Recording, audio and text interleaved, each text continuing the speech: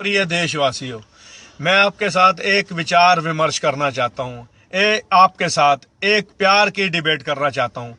हमारे प्रधानमंत्री नरेंद्र मोदी जी ने ये नोटबंदी पे जो विषय लाए, जो इन्होंने नोटबंदी पे अपनी राय रखी, मैं आज इनसे ये पूछना चाहता हूँ। एक प्यार का मेरा विषय है कि क्या एक बहू घर की अपने घर पे अंदर 5, 10, 15 लाख रुपया अपने बच्चों के लिए नहीं रख सकती? क्या उसको कोई अधिकार नहीं है? क्या जिस तरह से इन्होंने अपना विचार दिखाया कि आज 500, 1000 के नोट हमने बंद किए, मैं मानता हूं इन्होंने काले बंदी पे नोट बंद किए, पर हमारी जो बहन बेटियां, जो हमारे घर की बहू बेटियां हैं, जैसे आदमी किसी का कमाता है तो बहन बेटी बहू कहती है चलो मैं अपने बच्चों की शादी के लिए कुछ जोड़ के उसका अर्थ रख लूं। आज इन्होंने जो विषय लाए कि जो बहन बेटी के घर में 10 लाख, 5 लाख, 15, 20 लाख बच्चों की शादी के लिए, खर्चे जरूरी के लिए, इन्होंने उसको काला धन करार दिया। मैं प्रधानमंत्री से निवेदन करता हूं, क्या ये 10, 20 लाख, 30 लाख ये काला धन है जो हमारी बहन बेटियों ने जोड़ा अपने बच्चों की शादियों के लिए? ये काला धन है प्रधानमंत्री जी। कल मेरी बच्ची की, आपकी बच्ची की, आपके किसी रिश्तेदार की बच्ची की शादी, किसी बेटे की शादी आती है, उसकी पढ़ाई आती है, वो इंजीनियरिंग करता है, वो सीए करता है, तो उसकी पढ़ाई पे अगर 5-7 लाख खर्च होता है, क्या ये काला धन है? इसको काले धन के रूप में इस्तेमाल करेंगे हम? आपने गरीब को, आपने अमीर को, आपने मिडिल क्लास को एक रूप में लिया। आपने अमीर के ऊपर कोई टारगेट नहीं लिया। आपने जनता मारी, देश की जनता वो स्ट्रगल करी, देश की जनता के ऊपर वो अत्याचार किए जो गरीब, जो बेचारा मिडिल क्लास मेरे जैसा है, जिसके बच्चे आज पढ़ रहे हैं, जिसका टारगेट है मेरा बच्चा पढ़ेगा। प्रधानमंत्री जी, मैं आपसे निवेदन करता हूं, आप भी कहते हैं बहनों और भाइयों, आप मेरा बच्चा पढ़ेगा तो मैं भी आस रखता हूं कल मेरे पे बुढ़ापा आएगा तो वो मुझे मेरा सहारा बनेगा। प्रधानमंत्री जी, मैं आपसे निवेदन करता हूं, क्या मेरा बच्चा जो कमाएगा वो काला धन होगा? आज जो मेरी बहू ने जोड़ा वो काला धन है, जो मेरी बीवी ने जोड़ा वो काला धन है।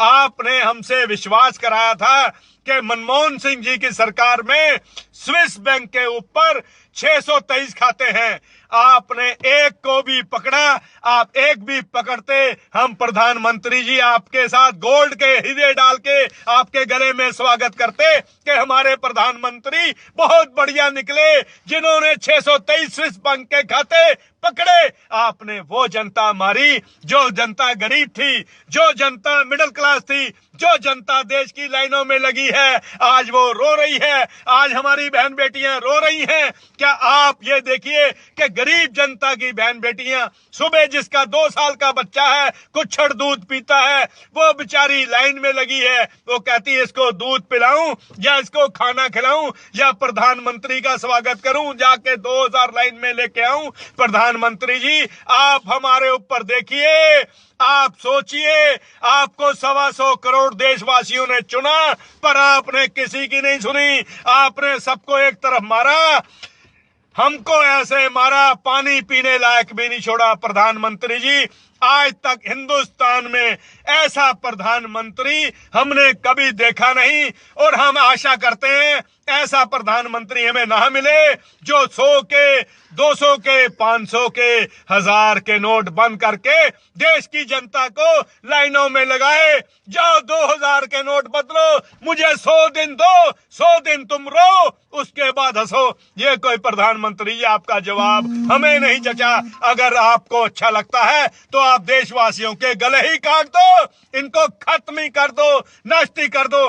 कश्मीर पे आप बोले थे हमारे बच्चे शहीद हुए, मैं आज आंसू निकलते हैं गया की वो 3 बच्चियां जिनकी 6ठी क्लास, 8वीं क्लास की बच्चियां थी, जिनका पिता शहीद हुआ। प्रधानमंत्री जी, आप कहते आए हम ये करेंगे, मनमोहन सिंह की सरकार में ये नहीं हुआ, पर आपकी सरकार में तो वो अत्याचार हुए, हम देख रहे हैं, हम एक नागरिक हैं, वो काम हुए जो कभी भी नहीं हुए। मनमोहन सिंह जी को आपने कंडेम किया कि जागो, कुछ तो बोलो प्रधानमंत्री जी, हमको आपको तो बहुत बड़ा प्रधानमंत्री समझते हैं। बहनों और भाइयों जैसी आप बात करते हैं, उंगली आप छू के बात करते हैं, पर आपने वो काम करा जो किसी प्रधानमंत्री ने आज तक देश में नहीं करा। और हम आशा करते हैं ऐसा प्रधानमंत्री हमें कभी ना मिले जो बहनों, बेटियों, बच्चों को लाइनों में लगा के तरसाए और हमें भूखा मारने की कोशिश करे। अगर मुझे को गलती होती है देशवासियों, मुझे माफ करना। अगर कोई अच्छा लगता है तो मुझे मैसेज जरूर करना खुशी का कि मैं दविंदर सिंह धीर लाइव दिल्ली यहां से आपको प्यार का संदेश दे रहा हूं कि आपका मेरा संदेश आप तक पहुंचे। अगर बुरा लगे तो मुझे बुरा कहना, अच्छा लगे तो अच्छा कहना। धन्यवाद।